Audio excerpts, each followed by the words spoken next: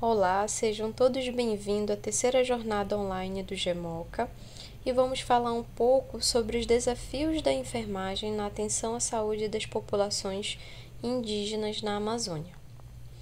Me chamo Marielna Santos, sou bacharela em enfermagem pela UFPA, pós-graduanda em saúde indígena pela DNA, sou da etnia Borari Alter do Chão, localizada no oeste do Pará, e atualmente sou professora de enfermagem.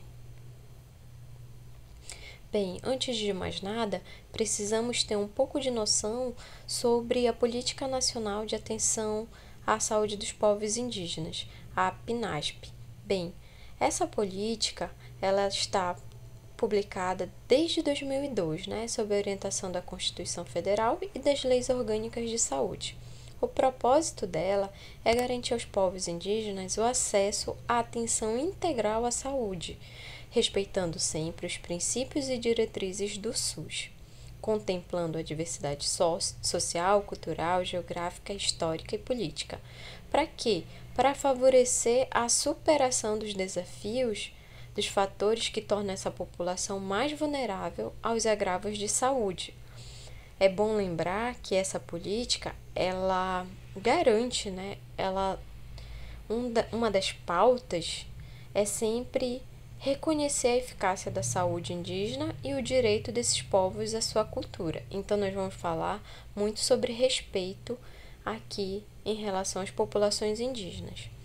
Dentro do subsistema de saúde indígena, eu tenho a Secretaria de Saúde Indígena, SESAI, que ela é responsável por coordenar e executar a Política Nacional de Atenção à Saúde dos Povos Indígenas e todo o processo de gestão do SASSI-SUS, que é o subsistema dentro do meu Sistema Único de Saúde, o SUS.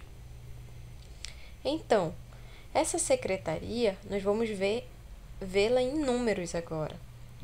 Eu tenho populações indígenas 804.377. De 6, eu tenho 34 distritos de saúde, 377 polos bases, 6.893 aldeias, terras indígenas 559, localizadas em 504 municípios dentro das unidades federativas do Brasil, que aqui eu tenho 24 unidades federativas, tá ok? E como funciona essa organização? Então, eu tenho o subsistema. Dentro do subsistema, eu tenho minha Secretaria de Saúde Especial, Secretaria de Saúde Indígena, que organizou cada população indígena dentro de 16 distritos de saúde indígena. Dentro desses distritos, eu tenho CASAI, que são Casas de Saúde Indígena, eu tenho polo base dentro da aldeia, eu tenho unidades básicas de saúde especiais que vão atender essas populações, então é algo complexo, mas bem organizado. Aqui, os distritos de saúde, eu tenho um exemplo em todo o Brasil. Esses distritos, eles estão todos coloridos aqui no mapa. Então, você pode ver a dimensão, de como tem distritos de saúde na região, principalmente na região norte. Outro ponto aqui são que o subsistema de saúde indígena, ele tem delimitações geográficas que contemplam aspectos demográficos, étnicos, culturais, estando sob responsabilidade do gestor federal. Os DICEIs devem contar com uma rede interiorizada de serviços de atenção básica, organizada de forma hierarquizada e articulada com a rede de serviço do SUS, para garantir a assistência de média e alta complexidade, tá ok?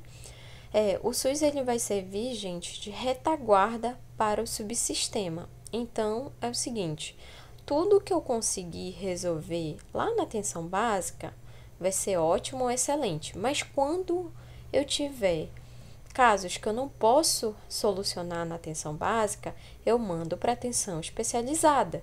E aí, Quem vai ser a minha retaguarda será a atenção especializada do SUS, tá? Hospitais regionais e etc.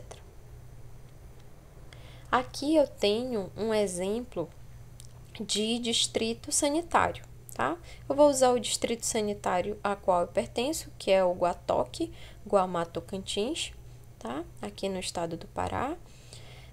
Eu tenho um distrito de saúde e tenho 4 aldeias, 4 comunidades indígenas. Dentro dessas 4 comunidades indígenas, todas são singulares, é importante lembrar disso. Todas possuem suas características, sua língua, sua cultura, suas crenças. Então, eu tenho posto de saúde, as unidades básicas de saúde, tá? Dentro das comunidades indígenas. Eu tenho 4 comunidades, então eu vou ter 4 postos de saúde. Essas 4 comunidades, elas estão se ligando ao polo base, que é o polo de referência do meu distrito Guatoque aqui. Então, eu tenho o meu polo base, tenho a CASAI, que é Casa de Saúde do Índio, e eu tenho a referência do SUS. Lembra que o SUS vai ser retaguarda para o subsistema de saúde indígena. Então, vou dar um exemplo. Se na minha comunidade eu estou atendendo um indivíduo que foi diagnosticado ali com tuberculose multiresistente, eu não tenho como tratar tuberculose multiresistente na minha aldeia. Então, eu vou mandar para o polo base. O polo base vai referenciar para o hospital. Como eu estou em Belém, vamos dizer que eu vou referenciar ele para um hospital de referência em tuberculose. Aqui será o Hospital João de Barros Barreto. Então, referenciei o meu paciente para o Hospital João de Barros Barreto. Ele fez todo o tratamento de tuberculose multiresistente. Quando ele finalizou esse tratamento, quando ele recebeu alta, ele foi para a Casa de Saúde Indígena, tá? Casa de Saúde do Índio, CASAI, que está logo abaixo. Então, lá na CASAI, ele vai ter a assistência de enfermeiro, fisioterapeutas também. Vai ser uma casa de apoio, onde ele vai poder realizar exames, até mesmo quem estiver na aldeia e vir para a cidade necessitando de um exame, eles vão abrigar esse indígena na casa de saúde do índio e ele vai receber toda a assistência necessária, tá ok?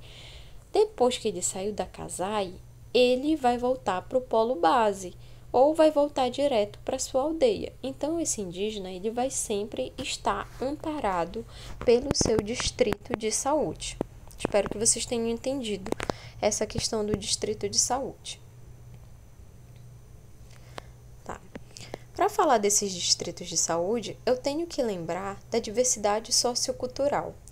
As populações indígenas, elas são conhecidas por sua vasta diversidade sociocultural, ao passo que possuem características únicas e singulares de organização política, social e econômica.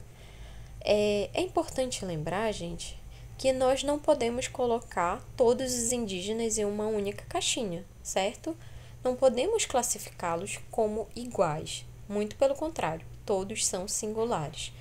Na minha aldeia, na minha comunidade indígena, eu tenho características marcantes, aí eu vou visitar um parente, que é como nós chamamos, né, o outro indígena, o parente que é da etnia Zoé. Eles têm uma característica cultural, religiosa, né, de crenças totalmente diferente da minha. A língua é diferente. Então, sempre que formos falar sobre populações indígenas, devemos lembrar que essas populações, elas são singulares, tá? Além disso, os povos que contribuem, os povos indígenas, né, todos contribuem de maneira significativa ao patrimônio mundial através da sua arte, da sua música, da sua medicina e da sua tecnologia. E aqui nós vamos começar a abordar, né, os desafios da saúde e depois especificar, né, os desafios da enfermagem. Olha só, a política indigenista brasileira, é permeada por significativos desafios. Onde eu tenho desafios de saúde indígena aqui, eu tenho representados por carga de trabalho excessiva, condições inadequadas de infraestrutura, dificuldade de comunicação, realização de atividades que não são de competência do profissional de enfermagem, e eu já explico para vocês. Bem, as comunidades indígenas, elas estão localizadas em regiões fechadas, em regiões distantes, de difícil acesso, tá? Muitos profissionais, tanto enfermeiros, médicos, fisioterapeutas, eles têm uma dificuldade em aceitar esse trabalho nas comunidades. Por quê? Porque na maioria das comunidades indígenas você tem um difícil acesso, você não tem como se comunicar, não tem energia elétrica como nas cidades, então eu dependo de geradores, eu não tenho internet, Wi-Fi, 24 horas, então isso já são desafios para se aceitar um trabalho numa região, numa comunidade indígena, tá? Então vamos pensar que nós estamos trabalhando no meio da Amazônia. Claro que muitas comunidades indígenas já têm internet, já têm telefone, têm fácil acesso, mas algumas, como nós vamos ver a seguir, não tem isso. Então, quem for trabalhar lá precisa estar ciente de que vai ficar dias sem internet, que vai ficar sem comunicação por algumas horas, vai ficar sem luz elétrica, vai ter que dormir muito cedo. Então, é diferente trabalhar numa comunidade indígena. E os desafios da enfermagem? Vamos lá. Qual é o papel do enfermeiro na saúde indígena? É igual ao enfermeiro que trabalha em um hospital de grande porte, na atenção básica, na atenção primária aqui dentro da cidade? O enfermeiro ele é um profissional qualificado para prestar o cuidado em todas as etapas do ciclo de vida do ser humano. Desde a concepção, do planejamento familiar, do pré-natal, do parto, puerpério, desenvolvimento, crescimento do indivíduo, saúde adulta e até saúde do idoso até o pós-morte, tá? Então a enfermagem ela está desde o primeiro momento da sua vida até no preparo do corpo quando chegar ao fim, Então, ele vai prestar todo esse cuidado com toda a técnica, mas na saúde indígena eu tenho um ponto aqui a ressaltar sobre o profissional de enfermagem. Ele vai fazer as visitas domiciliares, além de ações educativas, mutirão, que vão fazer ações de conscientização para aquela população, vai praticar o cuidado, a assistência indígena, na prática, vai meter a mão na massa, vai ter que ter competências e habilidades que possibilitem a identificação de fatores de risco, vai planejar, fazer o planejamento de forma adequada, implementação de ações preventivas, lembrando lá do SUS, proteção, prevenção, recuperação e reabilitação. Não podemos esquecer que nós vamos praticar tudo isso dentro da comunidade indígena. O enfermeiro, ele vai precisar, gente, ter uma gama de conhecimento cultural, afetivo e espiritual das populações indígenas ou da população ali da etnia na qual ele vai trabalhar. Ele vai ter essa dimensão multicultural, ele vai ter quebras de paradigmas e preconceitos, reconhecendo e valorizando a individualidade dos hábitos de vida de cada indígena. Por exemplo, eu sempre gosto de falar sobre os meus exemplos de vida, tanto como enfermeira como indígena. Dentro da minha comunidade eu tenho médicos, enfermeiros, mas eu tenho indígenas que ainda acreditam, que levam muito a sério, que respeitam, suas tradições. Então, sempre vai ter um choque cultural ali. Por quê? O enfermeiro ou o médico que for trabalhar em uma comunidade, ele tem que entender que sempre o indígena ele vai querer o recurso natural, o recurso das plantas, das ervas medicinais, dos óleos naturais, né? Então, se você vai prescrever uma dipirona, mas ele acredita que ele está com quebranto. Isso é só um exemplo, gente. Um quebranto que alguém colocou mal olhado. Então esse indígena, ele quer ir com o pajé, ele quer ir com a bezendeira, que vai fazer ali a reza, né? Vai trazer o espírito dele de volta, vai fortalecer. Então a gente tem que levar em consideração o modo de cultura, toda essa questão espiritual do indígena. E isso, gente, é muito importante, porque se aquela comunidade ela observa que aquele profissional não respeita a sua cultura, as suas crenças, esses indígenas eles não vão querer consultar com médico, com enfermeiro, com fisioterapeuta, seja lá qual for o profissional. E fiquem certos disso, que eles vão querer outro profissional, né? Alguém que respeitem a cultura de cada etnia. Olha só aqui sobre o acesso, né, a essas comunidades. Cada comunidade indígena tem suas particularidades.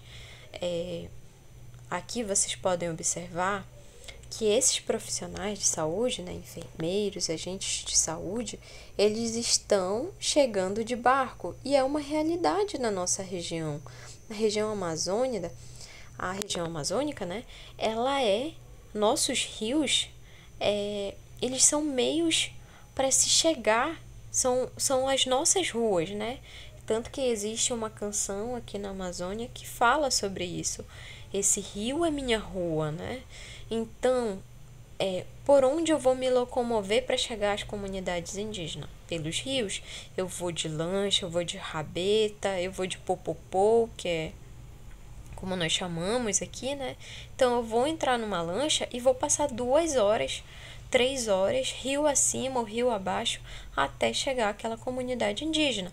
Quando chegar lá, eu vou caminhar pelas pequenas ruas, né? Pelos caminhos, pelas trilhas dentro da comunidade indígena.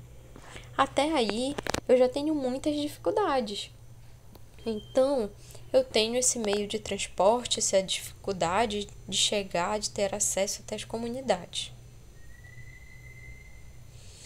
E quando eu tenho uma emergência, o que eu faço? Bem, eu posso solicitar, né, para o subsistema de saúde indígena um avião, um bimotor, um helicóptero, algo que chegue imediatamente àquela comunidade. Vou dar um exemplo de uma paciente aqui, que ela estava em uma comunidade que era 3 a 4 horas de distância da cidade do hospital mais próximo. E ela estava com pré-eclâmpsia. E ela estava convulsionando e ela estava muito mal. Foi solicitado o avião para essa paciente. O avião chegou bem rápido, questão de menos de 1 hora. Levou essa paciente indígena até o hospital, né, mais próximo. Se ela fosse de barco, ela ia demorar 5 horas, 4, 5 horas para chegar até o hospital. Então, seria um longo tempo, né? Mas como a CESAI mandou o helicóptero, ela chegou muito rápido ao hospital, teve todo o suporte, reverter o quadro de pré-eclâmpsia dessa gestante. Ela ficou bem, o bebezinho ficou bem, todo mundo sobreviveu ali nessa situação.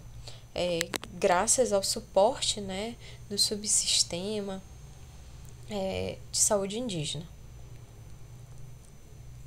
Aqui eu trouxe imagens da comunidade indígena da aldeia Zoé.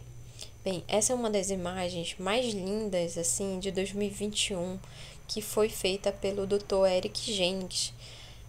Ele é médico neurologista, tá? Ele presta serviço na CESAI e ele presta atendimento, né, na comunidade, na aldeia Zoé. E aí tem um filho carregando seu pai nas costas para ser vacinado para receber a vacina da Covid-19. Lembrando que em 2021 nós estávamos aí no auge da pandemia também, né? Em uma das ondas da pandemia. E aqui um paciente levado nas redes, né? É um meio de transporte, gente.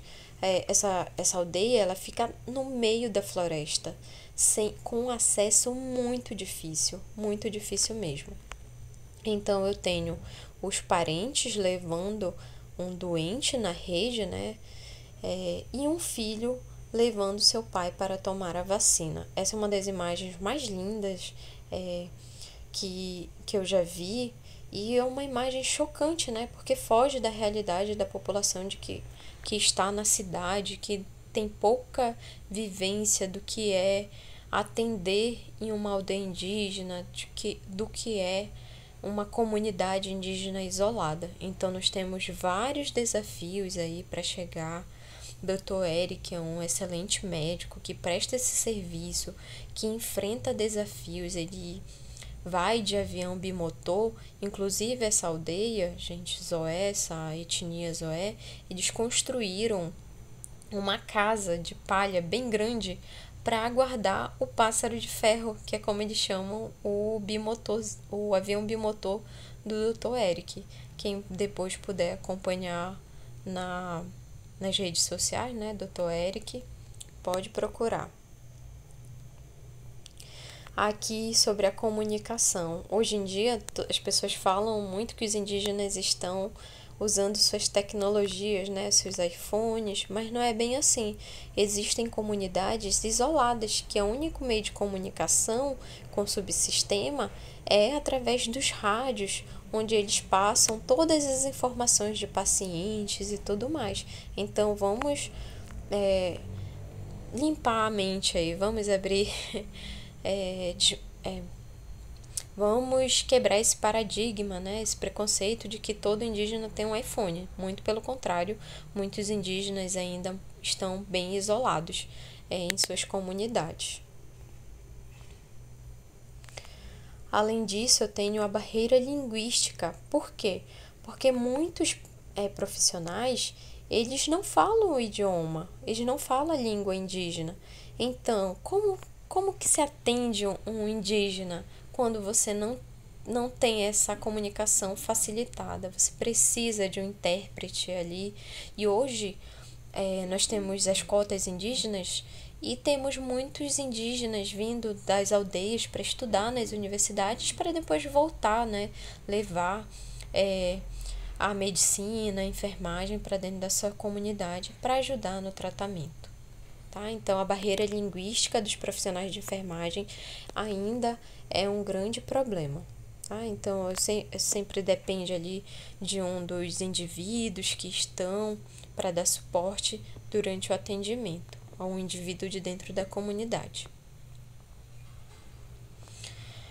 A escassez de recursos, né? Porque eu estou falando aqui que o sistema é bem articulado, mas eu também tenho que falar da escassez de recursos, de medicamentos, de vacinas, de acesso, a escassez de alimentação, da nutrição adequada a esses indígenas.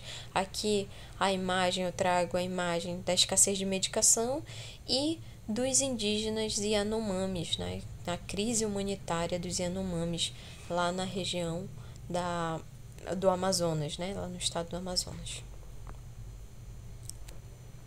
E como se trabalha? É muito fácil dizer que você consegue trabalhar dentro de um hospital, dentro de uma unidade básica, dentro da cidade. Agora, pegue essa realidade e leve para dentro de uma aldeia, onde você não tem uma maca, onde você vai fazer tudo improvisado, né? Claro, de uma forma bem humanizada sempre, mas aí você vê a imagem que não tem uma maca, né? E eles colocaram o papel ali de proteção no chão, aí o paciente está sendo atendido, eles nunca vão deixar de atender, né? Não é uma maca que vai deixar aquele paciente sem atendimento, muito pelo contrário, eles vão fazer tudo que for necessário, improvisar E aqui eu coloco essa questão da instalação inadequada, até porque nós estamos falando de comunidades indígenas isoladas dentro da Amazônia, né? Então, temos ali tudo uma problemática de estrutura, com certeza, sempre vai haver, gente, até dentro da cidade a gente tem essas problemáticas, né, no atendimento, e a realidade é totalmente diferente lá. Aqui eu tenho fatores também das questões ambientais, eu trago novamente, né, a questão dos Yanomamis, o retorno do garimpo, a desnutrição, o avanço da malária e morte, o raio-x, né, da terra Yanomami, uma matéria do G1, o que aconteceu, a carência, né, tudo isso, Mari, mas o que tem a ver a questão ambiental com a questão dos garimpos? Gente, a gente tem que fazer essa reflexão de que o profissional ele vai ter medo de chegar até aquela aldeia se tiver um ataque ali, um garimpo, se a água estiver contaminada. Imagine só, sem nenhuma estrutura, ainda ameaçado de morte, né? Essas questões de garimpo na Amazônia, elas também têm um impacto muito grande na questão da saúde, porque esses garimpos, muitas das vezes, eles deixam a população indígena ali isolada, eles contaminam a água, eles não deixam chegar suporte para aquela aldeia. Então, é um fator também muito preocupante ainda nos dias atuais. A questão dos garimpos, né, gera morte, gera insegurança, gera violência, e isso também é um impacto para a nossa questão de saúde das populações indígenas, porque você não vai colocar sua vida em risco, certamente, para ir enfrentar uns garimpeiros, o desmatamento. Não, você quer procurar um trabalho, né? Eu acho que todo mundo tem esse pensamento, um ambiente seguro de trabalho. E aqui eu encerro as sessões de referências usadas. Tá? E aí eu trouxe um pouco sobre os desafios da enfermagem na atenção à saúde das populações indígenas. Certo que foi bem curta essa apresentação, mas eu espero muito que vocês tenham gostado e que vocês busquem saber um pouco mais sobre as populações indígenas, sobre a medicina indígena, sobre a cultura. Desde já agradeço o convite do GEMOCA para participar. Eu que fui uma das intercambistas da UFPA, né, como indígena, participei do GEMOCA no laboratório, então é muito importante esse retorno. Eu agradeço muito a todos que assistiram essa pequena palestra, né, e qualquer coisa me procurem nas redes sociais, depois eu posso passar para as meninas. E é isso, gente, muito, muito obrigada, espero que vocês tenham gostado e até um próximo encontro.